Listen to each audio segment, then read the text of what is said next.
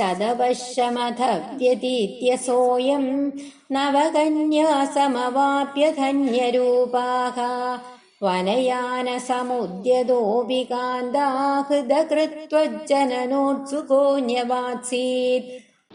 ഇനി നമുക്ക് അന്വയം നോക്കാം.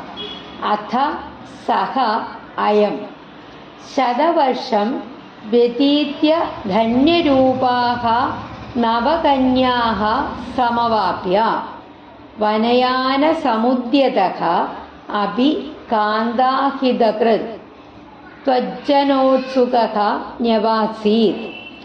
അഥ സഹ അയം അനന്തരം ആ കർദമൻ ശതവർഷം വ്യതീത്യ ധന്യരൂപാഃ നവകന്യാഃ സമവാപ്യ 100 സംവത്സരം ക്രീഡാസുഖങ്ങളൊക്കെ അനുഭവിച്ച ശേഷം സുന്ദരിമാരായ 9 പുത്രിമാരെ ലഭിച്ചിട്ട് വനയാന സമുദ്യതഃ അപി കാന്താഹിതകൃത് തപസ്സു ചെയ്യുവാനായി കാട്ടിലേക്ക് പോകാൻ ഒരുങ്ങിയിട്ടും ദേവഹൂതിയുടെ ഹിതം നോക്കുവാനായി ത്വജ്ജനനോത്സുകഃ ന്യവാസീത് നിന്തിരുവടിയുടെ ജനനത്തിൽ താല്പര്യത്തോടുകൂടി ഗൃഹത്തിൽ തന്നെ താമസിച്ചു.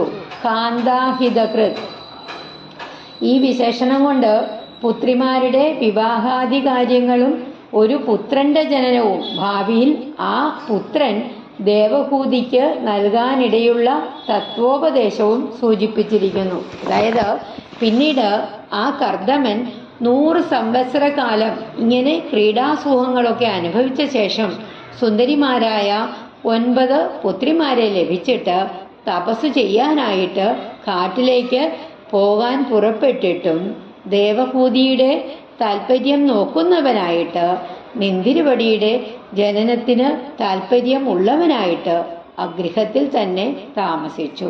ശ്രീ ഗുരുവായൂരപ്പാ ശരണം.